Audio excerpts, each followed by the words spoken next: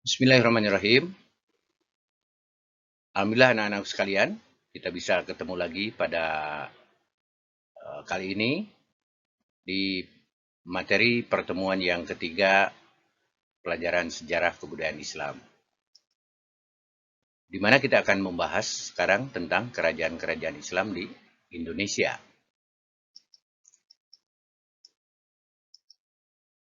Nah, anak-anakku sekalian, kerajaan-kerajaan Islam di Indonesia yang akan dibahas sekarang dua dari lima kerajaan Islam yang ada di Pulau Jawa. Sebagaimana kita ketahui bahwa di Pulau Jawa itu ada 5 kerajaan Islam. Yang pertama, ya Demak. Yang kedua, Benar, Pajang. Yang ketiga, Mataram Islam tentunya. Yang keempat, Benar, Cirebon. Yang kelima, ya Banten, kerajaan Islam Banten. Nah, anak-anakku sekalian, yang akan kita kaji sekarang adalah mengenai kerajaan Demak. Di mana Demak ini tentu perkembangan Islam di Jawa bersamaan dengan waktunya dengan melemahnya posisi Raja Majapahit. Jadi Demak itu muncul setelah dalam situasi kerajaan Majapahit yang mengalami kemunduran, lemah.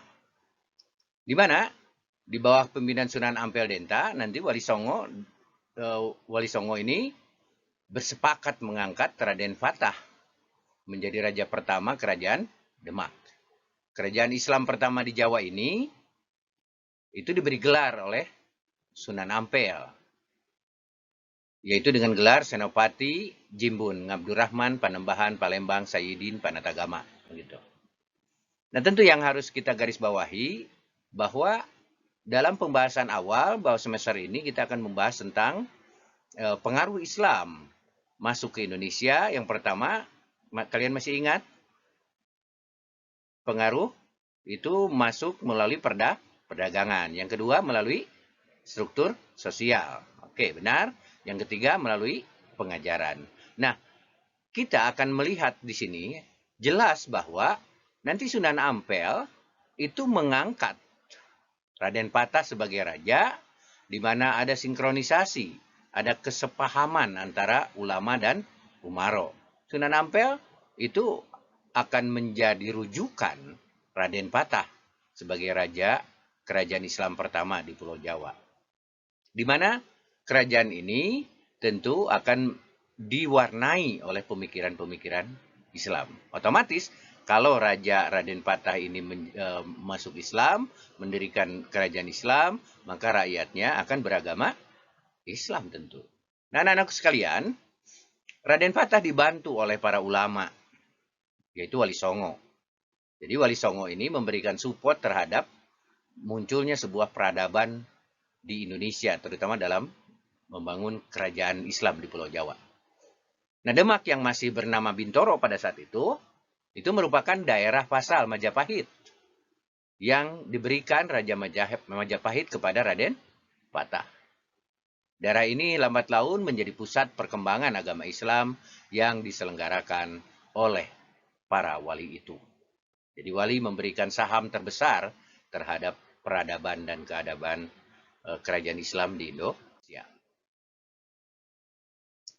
Selanjutnya, pemerintah Raden Patah berlangsung kira-kira di akhir abad ke-15 hingga awal abad ke-16. Nah, ia adalah seorang anak Raja Majapahit dari seorang ibu muslim yang keturunan Campak.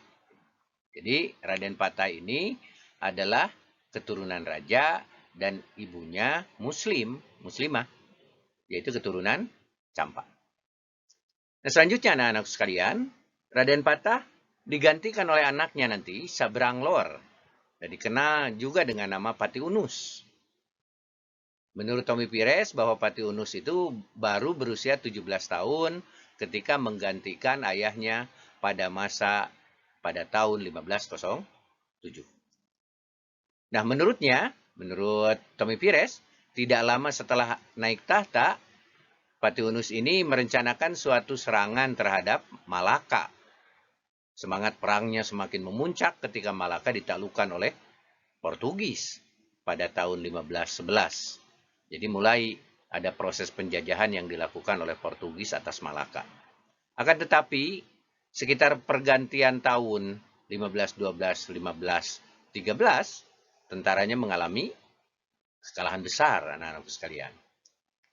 Nah, Patiunus digantikan oleh Trenggana, atau juga Trenggono orang menyebut, yang dilantik sebagai sultan oleh Sunan Gunung Jati. Lagi-lagi, ini adalah bagian dari Wali Songo dengan gelar Sultan Ahmad Abdul Arifin. Jadi Trenggana ini diberi gelar oleh Sunan Gunung Jati dengan sebutan Sultan Ahmad Abdul Arifin. Ia memerintah pada tahun 1524, 1546. Pada masa ini, Demak Trenggana menjadi raja yang ketiga. Jadi kerajaan Islam ini dikembangkan ke seluruh tanah Jawa, bahkan sampai ke Kalimantan Selatan. Jadi di masa kekuasaan Trenggana memimpin kerajaan Demak, itu mampu melebarkan sayap ke seluruh tanah Jawa, sampai bahkan ke Kalimantan Selatan. Jadi ada tiga penguasa di Demak yang sudah kita bahas. Yang pertama, kerajaan Demak dipimpin oleh seorang Raden Patah, lalu Patiunus, kemudian digantikan Patiunus oleh Trenggana. Benar. Anak-anak sekalian, penaklukan Sunda Kelapa berakhir tahun 1527 yang dilakukan oleh pasukan gabungan Demak dan Cirebon di bawah kepemimpinan Padillah Khan. Kemudian Majapahit dan Tuban juga akhirnya jatuh ke kekuasaan kerajaan Demak. Itu diperkirakan pada tahun 1527. Jadi Majapahit berakhir kekuasaannya dan digantikan oleh Demak, yang itu merupakan anak dari kerajaan Majapahit sendiri, itu sekitar 1527. Pada tahun 1529, Demak berhasil menundukkan Madiun, Blora, itu di 1530, lalu Surabaya 1531, lalu Pasuruan 1535.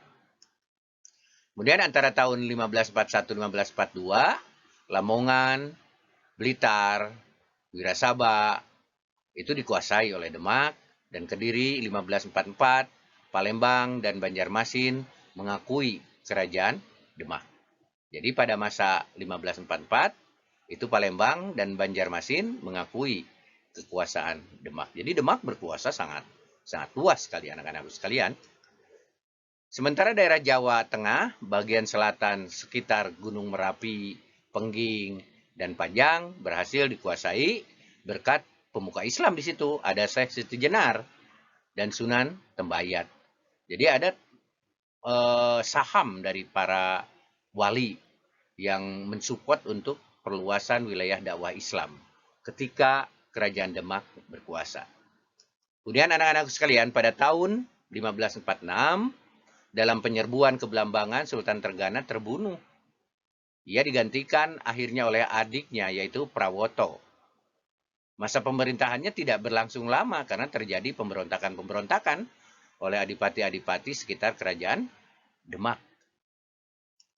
Kemudian Sunan Prawoto itu dibunuh oleh Arya Panangsang dari Jipang. Yang pada tahun 1549 itu Arya Jipang mengatur strategi untuk membunuh Sunan Prawata.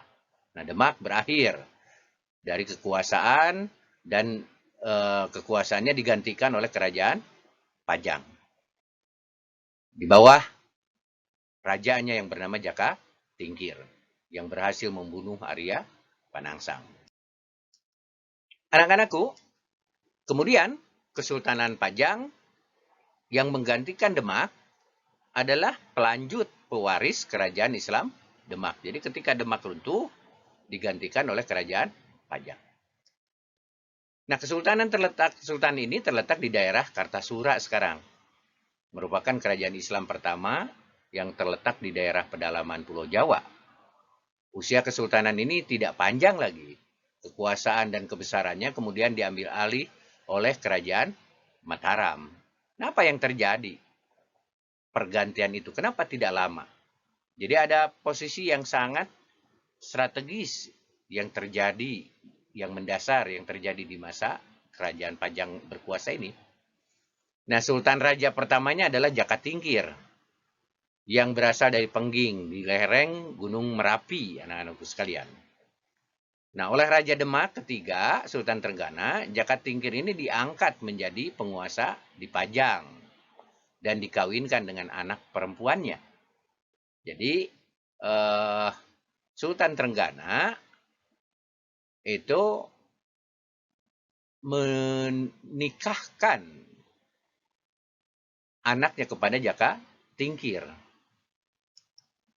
Nah, kediaman penguasa Pajang ini menurut Babatana Jawi dibangun dengan mencontoh Keraton Demak.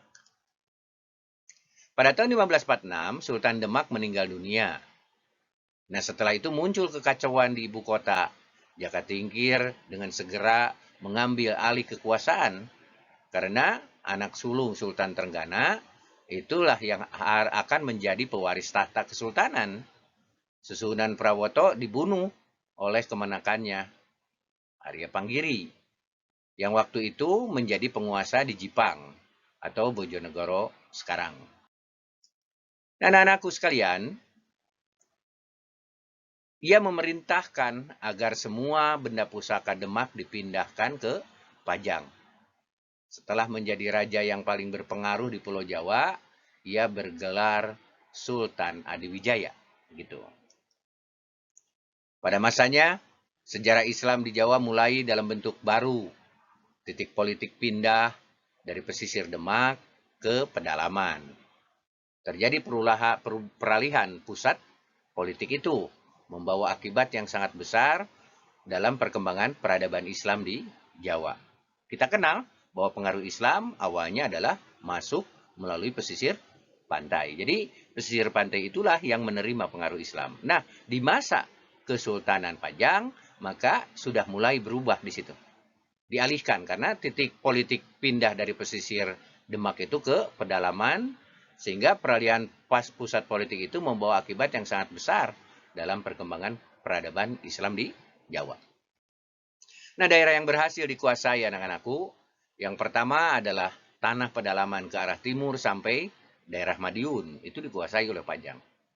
Aliran anak sungai Bengawan Solo yang terbesar itu juga dikuasai oleh Pajang. Lalu menundukkan Blora di 1554 dan Kediri di 1577. Nah, pada tahun 1581, Pajang berhasil mendapatkan pengakuan sebagai Sultan Islam dari raja-raja terpenting di Jawa Timur. Jadi 1581 sekitar abad ke-16. Itu Pajang mulai mendapatkan pengakuan sebagai Sultan Islam. Di masa ini, kesusastraan dan kesenian keraton yang sudah maju di Demak dan Jepara dan lain-lainnya dikenal di pedalaman Jawa. Pengaruh agama Islam yang kuat di pesisir menjalar dan tersebar ke daerah-daerah pedalaman. Nah, anak-anakku, Sultan Pajang meninggal di 1587 dan dimakamkan di sebuah daerah yang bernama Butuh. Suatu daerah di sebelah barat Taman Kerajaan Pajang digantikan oleh menantunya Arya Panggiri, anak susunan Prawoto. Anehnya, padahal anak Arya Panggiri, anak dari Sultan Pajang itu sebetulnya Pangeran Benawa. Tapi kenapa itu diberikan Pajang ke menantunya Arya Panggiri? Tentu anak Sultan Adiwijaya ini, Pangeran Benawa, dijadikan penguasa di Jipang. Ada catatan bahwa Sultan Adiwijaya memberikan kekuasaannya ke menantunya, bukan ke anaknya. Sedangkan Pangeran Benawa yang anak Sultan Adiwijaya itu dijadikan penguasa di Jipang. Nah, Pangeran Benawa tentu tidak puas anak-anakku dengan nasibnya itu. Akhirnya Benawa meminta bantuan kepada Senopati, penguasa Mataram, untuk mengusir Raja Pajang yang baru itu pada tahun 1588. Nah, usahanya itu akhirnya berhasil. Sebagai rasa terima kasih, Pangeran Benawa menyerahkan hak atas warisan ayahnya kepada Senopati itu. Senopati Mataram yang dimaksud. Akan tetapi Senopati menyatakan bahwa dirinya itu untuk tetap tinggal di Mataram. Ia hanya minta pusaka kerajaan Pajang untuk dipindahkan ke Mataram. Sedangkan kita tahu, ketika sebuah kerajaan, pusaka kerajaannya dipindahkan dari satu tempat ke tempat yang lain, itu menunjukkan bahwa kerajaan tersebut itu berakhir. Nah, tentu itu sebagai tanda bahwa Pajang mulai berakhir, karena ketidakcakapan Pangeran Benawa itu, karena sudah terjepit minta tolong ke Senopati Mataram, dan kemudian Senopati Mataram tentu meminta hak atas proses perbantuan itu, yang kemudian meminta bahwa pusaka kerajaan Pajang dipindahkan ke Mataram. Nah, anak-anakku sekalian, sebagai rasa terima kasih, Pangeran Benawa menyerahkan hak atas warisan ayahnya kepada Senopati. Akan tetapi Senopati menyatakan keinginan tetap tinggal di Mataram. Sekali lagi, ia hanya minta pusaka kerajaan Pajang itu. Pangeran Benawa kemudian dikukuhkan sebagai Raja Pajang yang berada di bawah perlindungan kerajaan Mataram. Jadi Raja Boneka begitu. Nah, sejak itu Pajang satu sepenuhnya menjadi berada di bawah kekuasaan Mataram. Nah, riwayat kerajaan Pajang berakhir tahun 1618.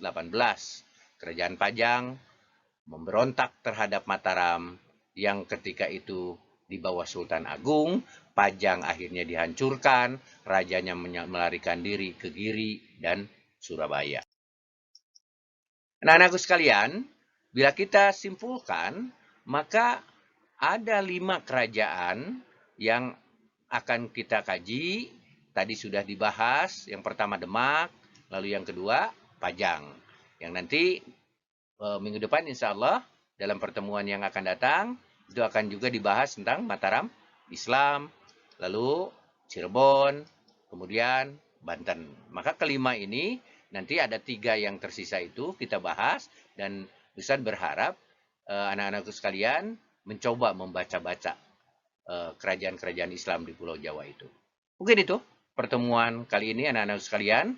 Ustaz berpesan, tetap berpesan, jaga kesehatan, ikhlaskan hati kalian untuk senantiasa berada dalam sop-sop Allah Subhanahu wa Ta'ala. Terima kasih. Assalamualaikum warahmatullahi wabarakatuh.